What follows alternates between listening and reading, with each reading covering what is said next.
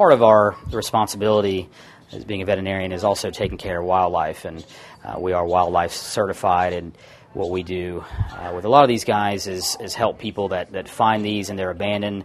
This is a little juvenile wild rabbit, and we try to triage them, make sure that they're okay, treat any diseases that we see, and then try to get them to a rehab facility so they can feed them and actually release them at some point. So we do also take care of lots of wildlife.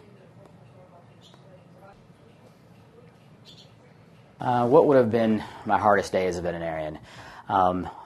Honestly, that would have had to be the day that I had to deal with one of my own pets' illness, and this was an older dog, geriatric dog, who had a chronic illness.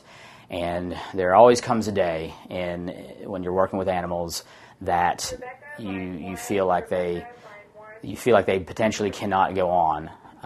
And when you're making that decision about your own pet, that can be extremely difficult.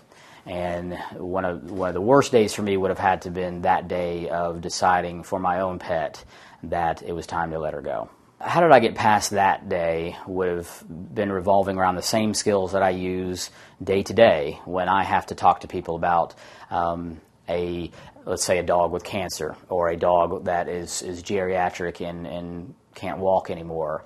And so you use your instinct, your people skills, and your ability to understand that you're actually helping these animals, that this is something that you're going to make them feel better. You're going to end their suffering.